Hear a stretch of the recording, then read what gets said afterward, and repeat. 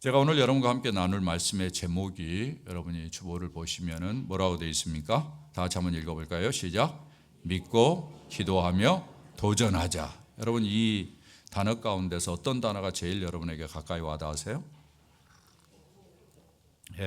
믿고 기도하며 도전하자. 세 개 다 와닿죠?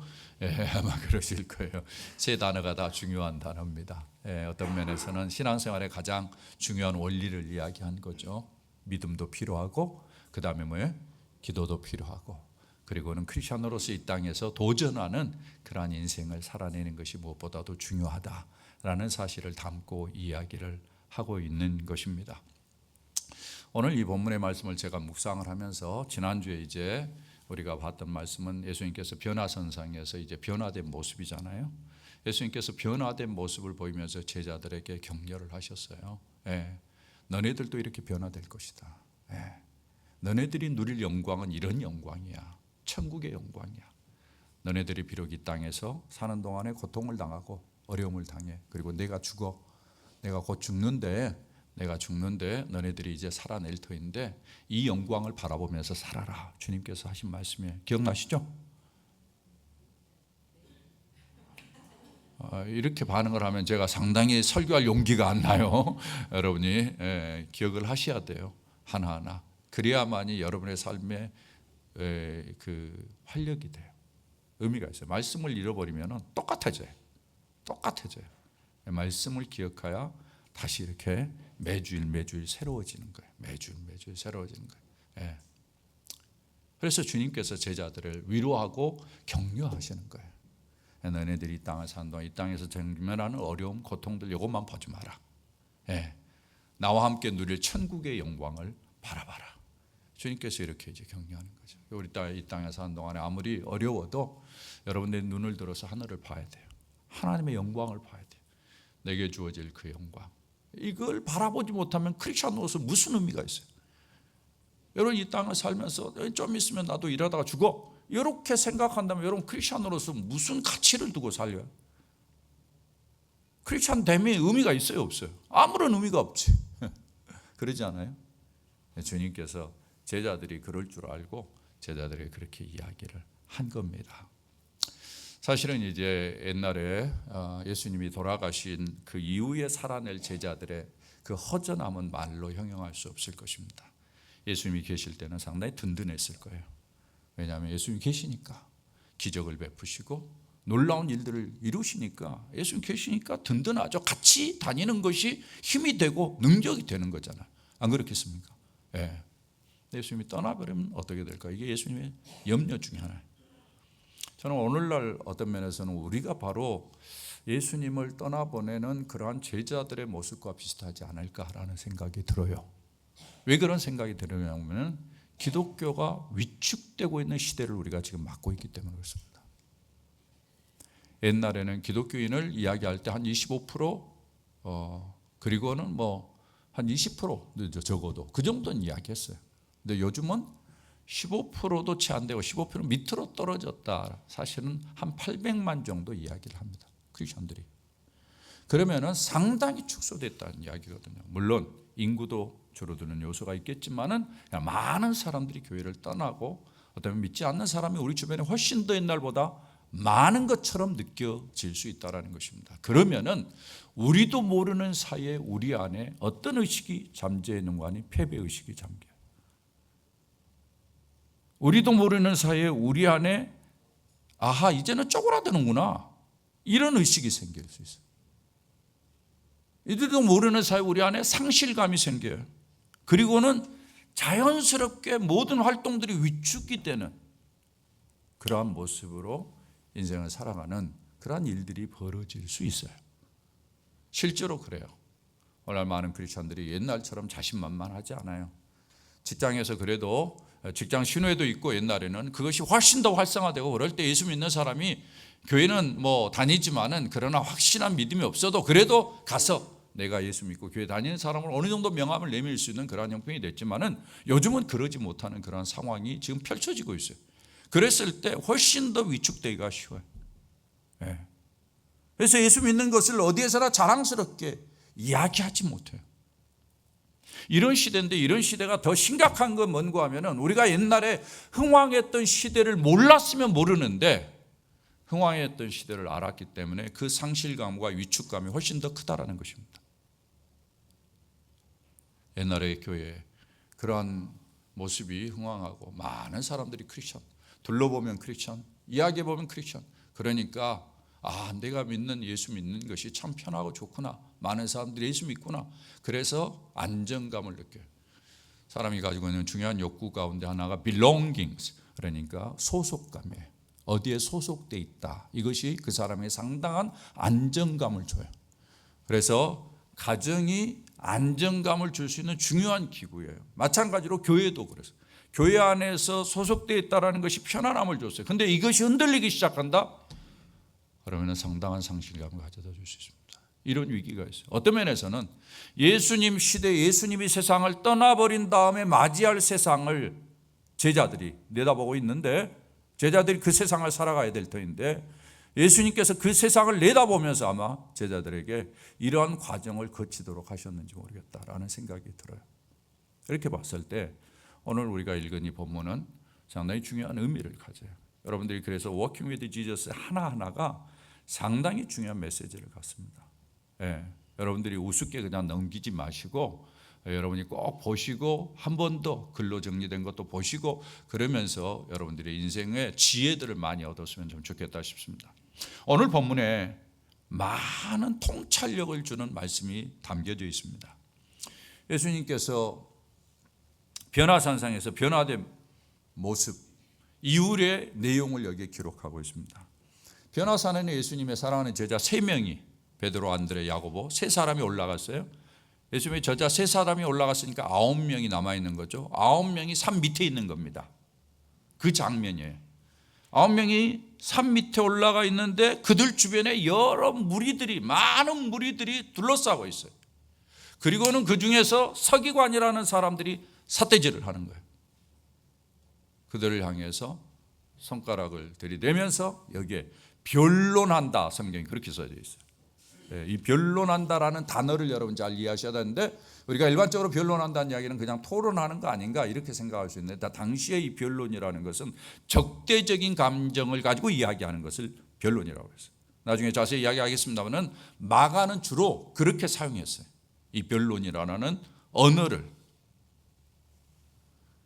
이런 가운데 예수님이 등장을 했어요. 사람들이 성경에 뭐라고 표현하는가? 매우 놀라면서 예수님께 달려와 인사를 했다. 이렇게 성경은 표현하고 있어요. 매우 놀랐다. 왜 놀랐을까요? 왜 놀랐을 것 같아요? 유추할 수 있는 것은, 성경 기록하고 있지 않지만 유추할 수 있는 것은, 이렇게 제자들이 위기를 당하고 코너에 몰려있는 시간에 어떻게 예수님이 이렇게 적재적소에 적절하게 나타나는가, 이런 것 때문에 놀랐을 가능성이 있어요. 그리고는 또 아마 예수님께서 변화산상에서의 변화된 모습의 잔상이 완전히 사라지지 않았겠다 하는 생각이 들어요. 왜? 모세가 그랬어요. 모세가 시내산에서 완전히 하나님의 영광을 입었잖아요. 그리고는 모세가 얼굴을 수건으로 가릴 정도가 됐잖아요. 그런데 밑으로 내려오니까 사람들이 모세의 얼굴을 보고 그에서 하나님의 영광을 봤다라고 이야기를 하거든요. 그러니까 아마 예수님이 변화산상에서 변화는 됐지만은, 그러나 그것이 사라진 게 아니라 내려올 때도 그 영광이 있어서 아마 사람들이 놀라지 않았을까, 이렇게 우리가 유추해 볼 수도 있죠. 어찌됐든 사람들이 놀랐는데 더 놀라운 사실이 예수님께 막 달려왔어요. 그러면서 인사를 하는 거예요. 왜 달려왔을까? 아마 반가워서 달려왔겠죠.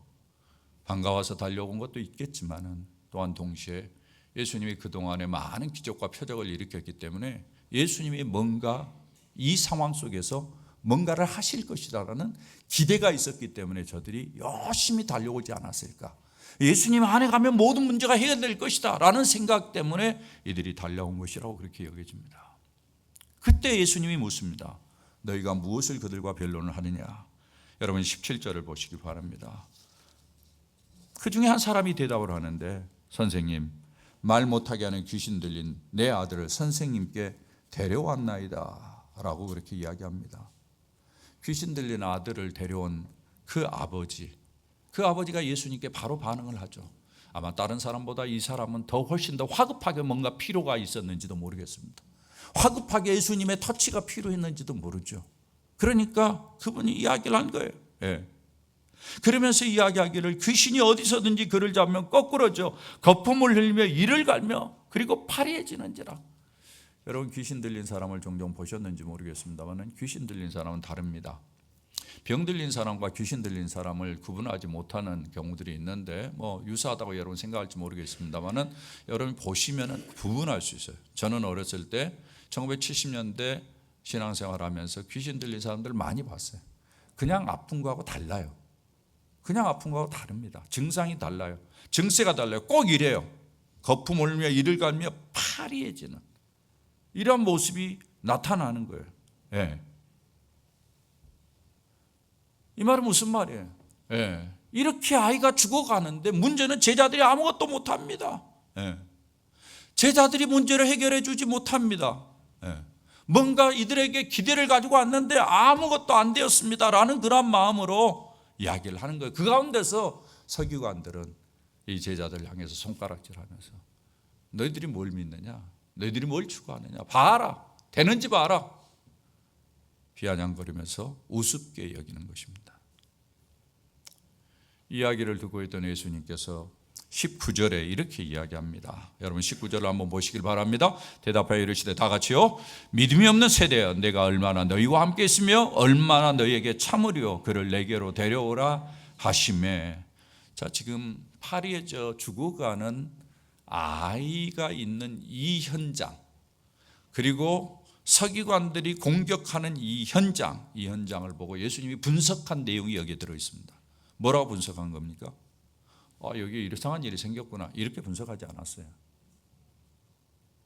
예. 그냥 사람들이 이 아이를 고치지 못했구나 이렇게 단순하게 분석하지 않았어요. 이걸 뭐라고 분석합니까? 믿음이 없는 세대라고 분석하는 거예요. 뭐예요? 이 모든 문제가 믿음과 연관이 있다라는 사실을 주님께서는 지적하고 믿음과 관련되는데 너희 제자들도 믿음이 없고 아버지도 믿음이 없는 것이 문제다. 이 이야기를 주님께서 지적을 하는 것이죠. 그러자 20절에 보면은 그 아이를 데리고 오니까는 귀신이 예수를 보고 그 아이로 심히 경련을 일으키게 했다라고 이야기합니다. 그래서 땅에 엎드려져 구르며 거품을 흘리는지라. 그러니까 이 귀신은 아이를 계속해서 괴롭히는 거예요. 22절에 보면은 그 아버지가 이야기합니다. 귀신이 그를 죽이려고 불과 물에 자주 던졌나이다. 여러분 잘 아신 대로 귀신의 목표는 죽이는 것입니다. 일반 병에 걸렸을 때는 이런 현상까지는 나타나지 않아요. 그러나 귀신이 들렸을 때는 이런 현상이 나타납니다. 예. 그때 예수님께서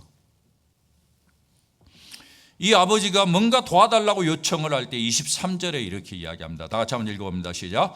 예수께서 이르시되 할 수 있거든이 무슨 말이냐? 믿는 자에게 능히 하지 못할 일이 없느니라 하시니. 이 모든 문제의 핵심이 믿음에 있다는 것을 주님께서 아시고 이 사람의 관심을 믿음 쪽으로 이끌어 가십니다. 그러자 24절에 그 아버지가 정확히 반응을 해요. 내가 믿나이다. 나의 믿음 없는 것을 도와주십시오. 내가 믿으려고 합니다. 그런데 내가 믿음이 없습니다. 나를 도와주십시오. 이렇게 반응을 합니다. 어떤 면에서는 참 지혜로운 반응이고 너무 안타깝지만 참 아름다운 반응이 아닌가라는 생각이 들어요. 사실 여기에서부터 시작해서 내 믿음 없는 것을 도와주십시오라는 기도 많이 하잖아요. 저도 이런 기도 참 많이 했어요. 사실 하나님 앞에 이렇게 기도를 하지만은 속으로는 들어줄까 말까 이런 이제 의심을 갖게 되잖아요. 그럴 때마다 하나님 앞에 기도해요. 내 믿음 없는 것을 좀 도와주십시오. 네. 바로 그 기도 내용이 여기서 왔어요. 제가 가끔 기도할 때 내 믿음 없는 것을 도와주십시오라고 기도하잖아요. 그 내용이 바로 여기에 왔어요. 여기서 왔어요. 이 아버지가 그런 거예요.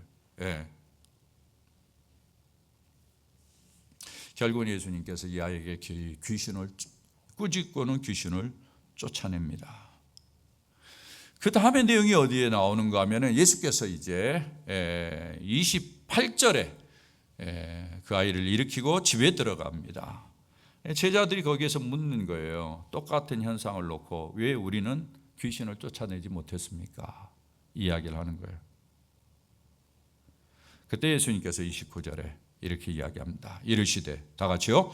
기도 외에 다른 것으로는 이런 유가 나갈 수 없느니라 하시니. 주님께서 제자들에게 너희들이 기도하지 않아서 그렇다라고 분석해서 이야기하는 거예요. 이게 무슨 말입니까?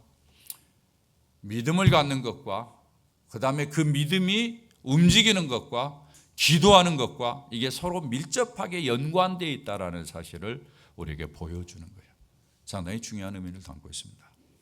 전체적인 내용이 이렇습니다. 내용을 전체적으로 볼 때 예수님께서는 변화산상에서 변화되어 가지고 그냥 머물러 있었을 수 있었어요. 그러나 예수님이 이 땅으로 내려오십니다. 내려와 봤더니 뭐예요? 이 땅에서 기다리는 것은 많은 문제들이었어요. 제자들을 대적하는 사람들이 주변에서 소리를 지르고 있었어요. 그런 가운데 고통당하는 사람들이 있어요. 그들의 아우성이 있어요. 뭔가 도움을 줘야 돼요. 이런 상황 속에서 예수님은 귀신을 쫓아내고 고통하는 사람을 회복시키는 거예요. 자, 이 흐름들을 여러분이 잊지 마시길 바랍니다. 예수님께서 화려한 영광스러운 자리에 있을 수 있었지만은 그러나 이 땅에 찾아 내려오시고 이 땅에서 예수님을 대적하는 사람들이 많이 있었지만은 예수님은 그들을 직면하시고 이 땅에서 아우성을 치고 도움을 필요로 하는 사람들을 만나시고 그들을 치료하시고 회복시키시는 그런 모습이죠. 결국은 이 장면 하나가 어떤 면에서는 예수님께서 이 땅에 오신 이유를 잘 이야기해 주는 그러한 장면이라고 이야기할 수 있습니다. 이것을 통해서 예수님께서 우리에게 주시고자 하는 메시지가 무엇일까? 여러분이 가지고 있는 주보에 3번 설교를 메모할 수 있는 내용의 3번 문제 제가 4가지를 정리해 놨습니다. 여러분이 잘 보시면서 이러한 내용들을 여러분의 마음속에 담고 여러분의 삶의 지혜를 얻을 수 있었으면 좋겠다 싶습니다. 첫 번째, 다 같이 한번 읽어볼까요? 시작. 세상은 늘 우리를 공격한다. 이 말이 무슨 말이야? 세상은 계속해서 예수 믿는 사람들을 공격하는 경향이 있다는 것입니다. 그것은 예나 지금이나 똑같다라는 거예요. 예수님 시대나 지금이나 세상은 늘 우리를 공격하고 있어요. 우리가 세상을 살면서 그래서 이렇게 공격하는 세력들에 의해서 도전을 받을 수밖에 없다라는 사실을 유념하라는 거예요. 이 말은 다른 말을 바꿔야 되는데 세상이 그렇게 만만하지 않다라는 이야기를 우리에게 하고 있어요. 옛날에 그런 이야기를 했어요. 예수 믿으면 다 잘 될 것이다 라고 이야기했어요. 여러분 예수 믿으면 다 잘 됩니까? 아니죠. 요즘은 그런 이야기 하지 않아요. 예수 믿는 사람들이 이제 전도하기 위해서 예수 믿으라 그러면 축복받아 이렇게 이야기를 했어요.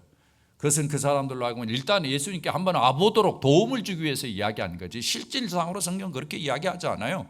예수 믿음으로 말미암아 우리가 직면하는 것은 우리를 도전하는 세력들이에요. 공격하는 세력들이에요. 네. 여기에 변론했다 이 말이 그 말이에요. 변론이라는 말을 좀 여러분이 잘 이해하려면 몇 개의 성경 구절을 이해할 필요가 있습니다. 마가가 계속해서 이 적대적인 의미로 변론이라는 용어를 사용하는데 예수님께서 이렇게 활동하는 동안에도 이 서기관들이 행동하는 내용들을 보면 전부 다 적대적인 행동이었어요. 마가복음 2장 16절에 보면 이렇게 표현하고 있습니다. 이게 바리새인의 서기관들이, 여러분 서기관들이라는 것은 당시에 예수님이 성경, 구약 성경을 필사하는 사람들입니다. 필사하는 사람. 그래서 이 원본은 없잖아요. 원본은 없기 때문에 이제 사본을 가지고 계속해서 필사하는 거예요. 요즘 우리 성도들 가운데 성경 필사하는 분 계시죠? 이렇게 쓰는 분들 그런 것처럼 서기관들이 그걸 잘 쓰는 거예요. 그래가지고는 혹시라도 오자가 생기지 않도록 관리하고 그런 사람들이 서기관들인데 이 사람들이 예수께서 죄인들과 함께 잡수시는 것을 보고 시비를 겁니다. 뭐라고 시비 거요? 그 제자들에게 야 너네 선생은 왜 세리와 죄인들과 함께 먹냐? 에? 세리와 죄인이라면 당시에 아주 무시받는 사람들이에요. 그런데 예수님께서 그들과 함께 먹고 마시니까 그걸 문제 삼고 도전하는 거예요. 예. 이런 어처군요. 야, 너네 선생이 그래도 세리와 죄인들을 불쌍히 여겨서 잘 이렇게 살피는구나. 이렇게 이야기를 해야 좋잖아요. 예. 그런데 너네 선생이 세리와 죄인들과 잡힌다. 어떻게 그럴 수 있냐? 너네 선생도 똑같다. 이렇게 이제 비난을 한 것입니다. 마가복음 3장 22절에 보면은 여기에 또 서기관들이 한 이야기가 나와요. 서기관들은 예수님을 가리켜서 뭐라고 이야기합니까? 바알세불이 짚혔다. 바알세불이 뭐예요? 사탄의 두목을 바세버리라고 그래요. 그러니까 예수님이 하는 일들 보고 사탄의 두목이다라고 이야기해. 귀신의 왕을 힘입어서 귀신을 쫓아낸다. 뭐예요? 예수님이 하신 일을 완전히 무시한 이야기죠. 이렇게 적대적으로 이야기하는 거예요. 마가복음 7장 5절에 보면은 또 이야기합니다. 바리새인들과 서기관들이 예수께 묻되 어찌하여 당신의 제자들은 장로들의 전쟁을 준행하지 아니하고 부정한 손으로 떡을 먹나? 야, 떡을 먹으면 배고파서 먹었나 보다. 이렇게 생각하면 되잖아요. 안 그래요? 우린 다 그렇게 생각하죠? 예. 근데 왜 부정한 손으로, 씻지 않는 손으로 먹었느냐는 거예요. 씻지 않는 손으로 먹어서 자기가 좀 몸이 안 좋아지면은 씻지 않는 손으로 먹어서 좀 안타깝다. 이렇게 이야기를 해야 되잖아요.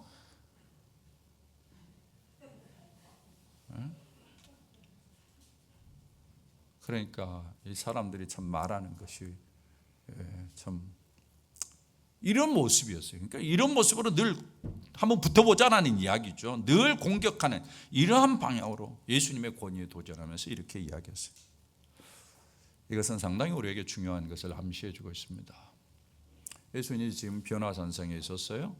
그리고는 변화산상에서 내려왔어요. 변화산상의 영광이 얼마나 찬란한지 몰라요. 천국과 같았어요. 그래서 베드로는 여기에 장막을 짓고 여기에 머무릅시다라고 이야기했어요.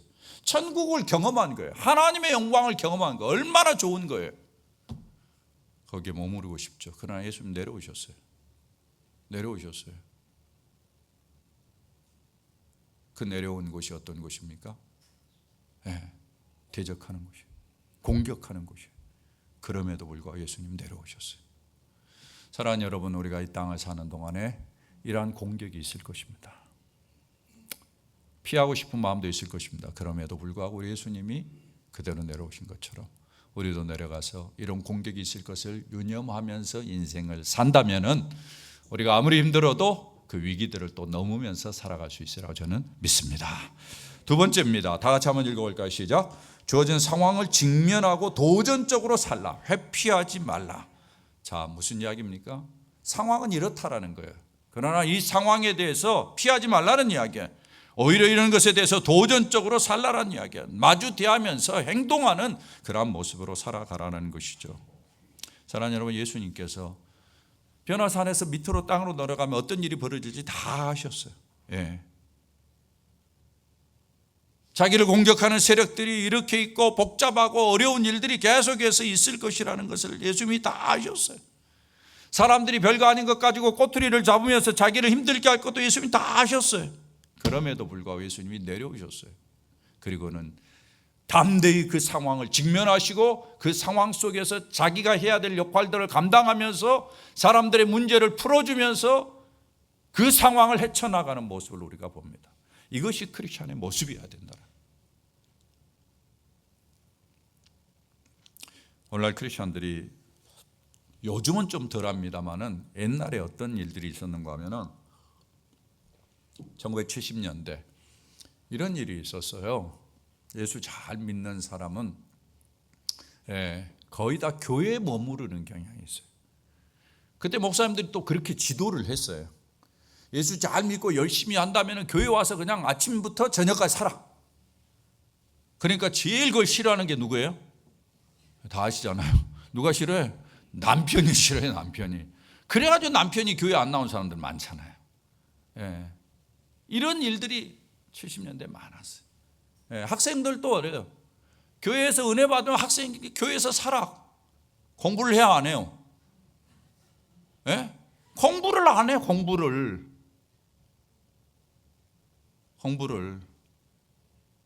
그래가지고 성적이 계속 떨어지는 거예요.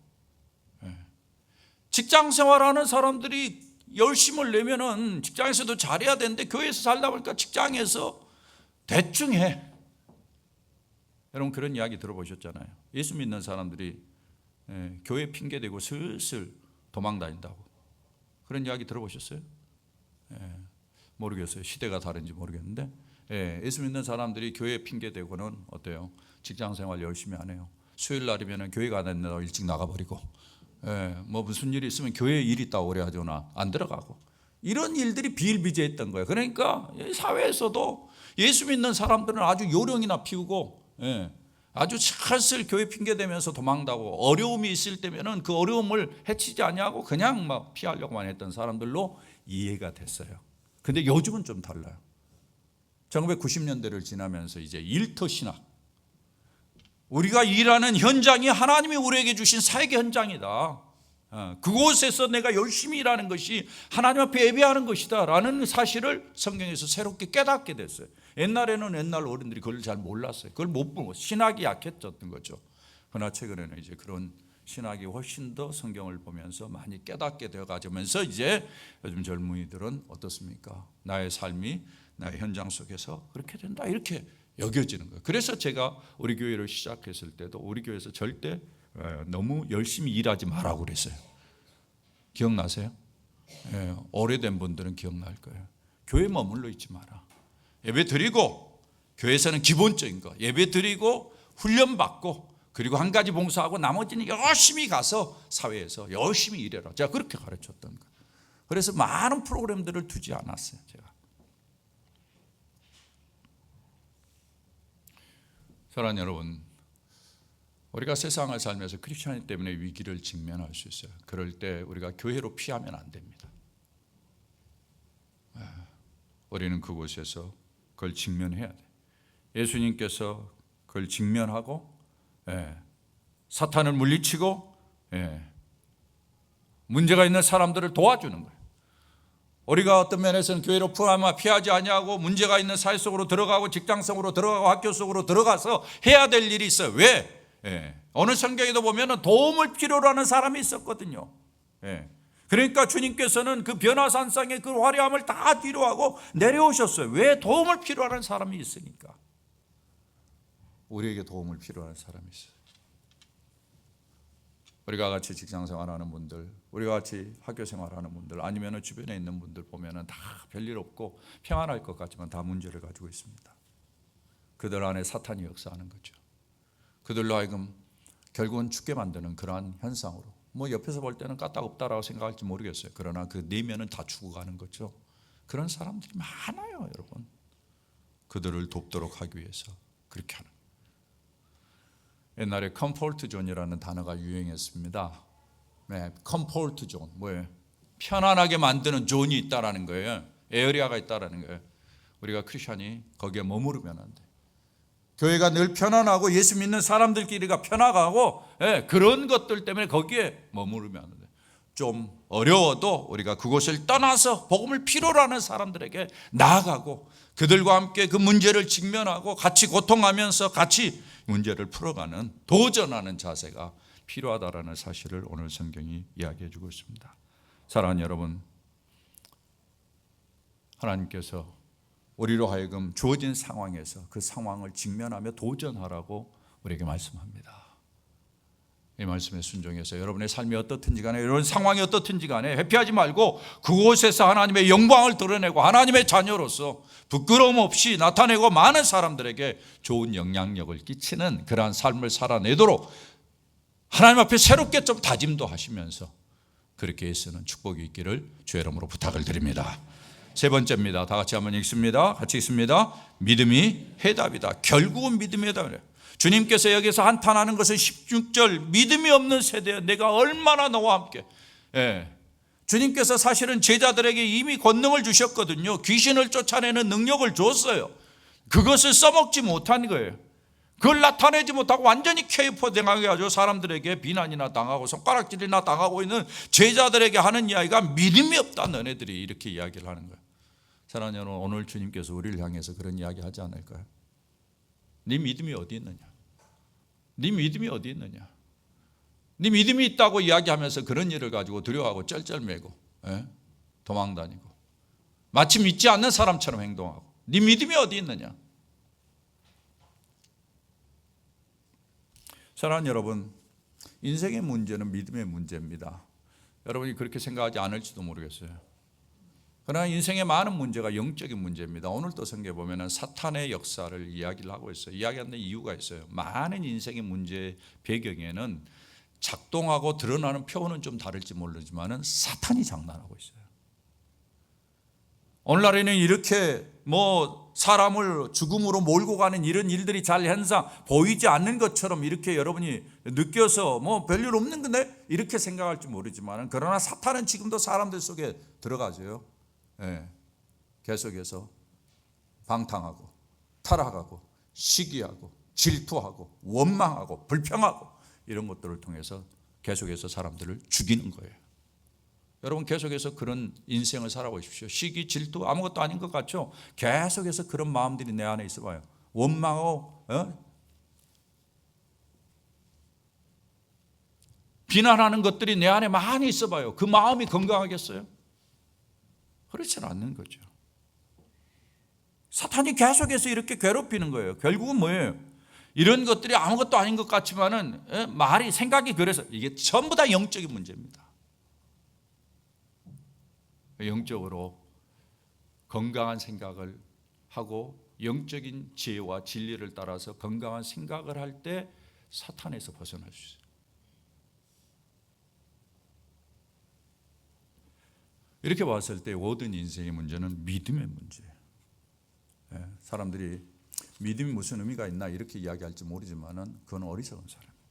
사람의 행동을 결정하는 것이 뭡니까? 믿음이에요. 믿음. 나는 뭐 그렇지 않다고 생각하는데 그럴 수 있어요. 그러나 여러분 좀 더 자기의 행동이 어떻게 나타나는가를 잘 분석을 해보면요, 믿음에서부터 출발합니다. 그래서 제가 종종 이야기하는데 영국의 학술 원장을 지냈던 찰스 헨리라는 사람이 그런 이야기했죠. 21세기는 믿음 있는 사람이 세상에 영향을 끼친다라고 이야기했어요. 왜? 믿음 있는 사람들을 보니까 진취적이고 적극적이고 열정적이고 훨씬 더 인내하고 훨씬 더 위기 극복을 잘하더라라는 이야기예요. 믿음을 갖고 하는 것과 그렇지 않은 건 완전히 다릅니다. 그런데 믿음도 믿음이 종류죠. 하나님이 있다고 믿는 믿음이 있는가 하면 무신론. 여러분 무신론, 하나님이 없다라고 믿는 믿음을 가지고 인생을 사는 거, 참 제가 봤을 때는 불행한 이야기죠. 하나님이 없다라고 믿는 그런 믿음을 가지고 인생을 사는 거. 어떤 사람은 다신론, 어떤 사람은 이신론. 옛날에 우리가 무속적인 신앙을 가지고 그런 믿음을 여러분의 행동 다 배경에는 이 믿음이 자리 잡고 있어요. 그러니까 내 믿음이 어디에서 출발하느냐, 이게 중요한 거예요.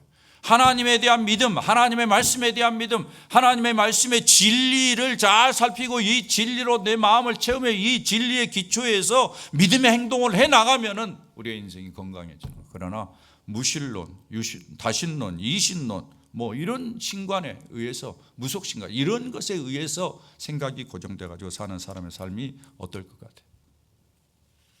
결국 믿음이 중요합니다. 이렇게 봤을 때 우리에게 하나님을 믿는 믿음과 하나님 안에서 살 수 있도록 믿음을 주신 하나님께 감사하지 아니할 수 없죠. 할렐루야. 그 믿음을 가지고 사는 것 자체가 소중한 거예요. 여러분이 그렇게 이해하시길 바랍니다. 마지막으로 한 가지 중요한 게 있습니다. 다 같이 한번 읽어봅니다. 시작. 기도로 믿음을 강하게 하라. 자, 기도로 믿음을 강하게 하라. 제가 이렇게 표현을 쓰게 된 이유가 있습니다. 믿음 하나로 충분합니다. 어떤 면에서? 구원을 얻는 면에서. 그러나 이 땅을 살아가는 측면에서는 믿음이 강화돼야 돼. 왜? 믿음이 두 가지가 있어요. 하나는 구원받는 믿음이 있고, 하나는 이 땅에 살아가면서 성장한 믿음이 있어요.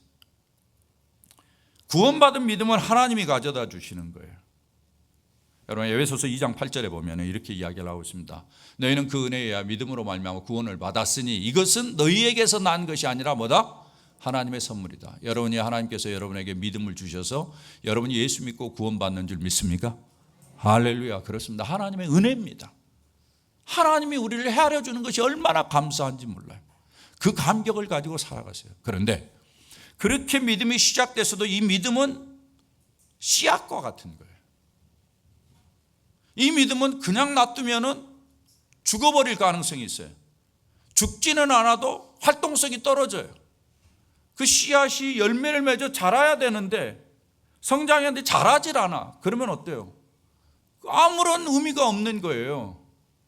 많은 크리스천들이 그럴 수 있다. 나 이제 구원받아서 구원받는 믿음 가졌으니까 됐어 라고 이야기하고 자기 믿음을 키우고 성장시키는데 관심이 없어요. 성경 분명히 이야기합니다. 믿음은 자라야 된다. 그래서 믿음은 성장해 가야 됩니다. 우리가 계속해서 체킹해야 될 게 내 믿음이 어느 정도 자랐는가라는 거예요. 이 자라기 위해서 우리에게 필요한 것이 뭐예요? 예, 말씀이 필요해요. 왜? 믿음은 어디에서 온다? 들음에서 온다. 들음에서 온다. 이게 말씀을 계속 들을 때 믿음이 자라요. 믿음이 자라는데 이 믿음이 그냥 내 안에 있어요. 내 안에 있는데 믿음이 어떤 상황을 만나가지고 이 믿음이 작동을 제대로 해야 돼. 그런데 자기 작동을 제대로 하기 위해서 뭐가 필요하냐? 기도가 필요하다는 거예요. 그래서 예수님께서 여기에서 이야기해요. 오늘날 많은 사람들이 믿음을 가지고 있는데 크리스천들이 작동을 하지 않아. 그래서 뭐예요? 예수 믿는다고 하지만 세상 안 믿는 사람과 똑같이 살아내. 왜? 믿음이 있다고 하지만 믿음이 작동하지 않아서 그래요. 믿음이 제대로 작동되려면 뭐가 필요하다? 기도가 필요하다. 기도가 필수적이라는 거예요. 그래서 예수님께서 기도 외에는 다른 것으로 안 된다는 거예요. 에베소서 6장에 보면은 사도 바울이 크리스천으로 살아가는데 전신갑주를 입을 것을 이야기합니다. 머리에는 구원의 투구를 쓰고 가슴에는 의의 흥별을 붙이고 그다음에 어떤 믿음의 방패를 들고 그다음에 뭐예요? 성령의 검, 말씀의 검을 가지고 이렇게 이 옷을 입고 마치 전쟁터에 나가는 사람처럼 전신갑주, 로마 군인이 군복을 입는 것처럼 쫙 갖추어 놓고 이렇게 전쟁에 나가라고 이야기해 놓고 제일 마지막에 6장 18절에 이렇게 이야기합니다. 다 같이 한번 읽어볼까요? 시작. 모든 기도와 간구를 하되 성령 안에서 기도하고 이를 위하여 깨어 구하기를 항상 힘쓰며 여러 성도를 위하여 말아 구하라. 사도 바울이 왜 이야기를 했을까요? 제일 마지막에 자 완전 군장 다 됐지 그렇게 해서 나가 싸우면 돼 이렇게 이야기하지 않고 완전 군장 한 다음에 뭐 하라고? 기도하라고. 왜 기도하라고 이야기해요? 기도를 안 하면은 이 완전 군장이 제대로 작동을 안 해요. 기도를 안 하면은 믿음의 방패가 있어도 믿음을 가지고 세상의 공격을 막아서질 못해. 예. 기도하지 않으면은 말씀이 있어도 그 말씀의 검을 사용하지 못해. 예. 그래서 크리스천으로서의 삶을 살아가지 못하는 겁니다. 사랑하는 여러분, 그래서 기도해야 돼요. 저는 우리 교회 새벽 기도가 사실은 개척해가지고 지금까지 끊이지 않은 것에 대해서 참 감사하게 생각합니다. 개척해가지고 사실 새벽 기도 못하는 교회도 많거든요. 오늘날도 엔간한 교회 뭐 좀 사이즈가 있음에도 불구하고 새벽 기도 못하는 교회 많아요. 그럼에도 불구하고 우리 교회는 새벽 기도를 꾸준히 합니다. 일주일에 5일은 꼭 하죠. 월요일부터 금요일까지는. 계속해서 자리를 지켜주신 우리 성도님들께 진심으로 감사하고 그 기도가 매일매일의 여러분의 삶을 능력 있게 하는 줄 믿습니다. 여러분 이 자리에 못 와도 계속해서 보내드린 그러한 새벽 기도의 말씀을 가지고 여러분의 삶이 계속해서 믿음으로 힘차게 또 나아가는 그런 아름다운 도구로 사용된 줄 믿습니다. 금요 기도에 얼마나 우리 성도들이 요즘 더 훨씬 더 많이 나오는지 몰라요. 많이 들어오셔서 기도하기 시작하는 거예요. 저는 감사하게 생각하는 거예요. 하나님께서 이제 20년이 넘어가니까 기도하는 사람도 더 붙이는구나 이렇게 이제 제가 생각하는 거예요. 예, 기도하고 그러면 돼요. 내가 1년에 4차례 다른 데는 몰라도 한 4차례 정도는 좀 집중해서 기도하자. 뭐든지 집중해야 돼. 공부도 집중해야 되고 일도 집중해야 돼. 기도도 집중해야 돼요. 예, 좀 집중해서 하기 위해서 우리가 이렇게 정하고 있는데 여러분 기도의 손을 놓지 마시기를 부탁을 드립니다. 사랑하는 여러분, 주님이 이 땅에 안 계시는 동안에 이 땅을 우리가 살아내도록 하시는 거예요. 이 말씀을 주셨어요. 계속해서 너희들을 공격하는 세력들이 있을 것이다. 네. 세상이 만만하지 않다. 도망다니지 마라. 네. 피하지 마라. 당당하게 맞아라. 당당하게 맞아라. 그리고 그것에서 믿음을 드러내라. 그리고 그 믿음이 제대로 드러내기 위해서는 계속해서 기도해라. 그러면 너네는 실패하지 않는다. 여러분 그렇게 믿습니까? 이렇게 살아가셔야 됩니다. 이 사이클을 잊지 않아야 돼. 이 사이클을 잊어버리면 여러분 믿음이 있어도 헛것이에요. 믿음이 있어도 믿음이 정상적으로 작동하지 않아. 그러니까 우리가 잘못하면은 명목적인 크리스찬 되기 쉽습니다. 우리 예수님이 이제 자기가 죽으실 줄 알면서 애틋하게 제자들에게 이 상황을 통해서 말씀하신 이야기를 잘 들으면서 하나님의 뜻대로 멋있게 살아가는 우리 성도들 될 수 있기를 주의 이름으로 부탁을 드립니다.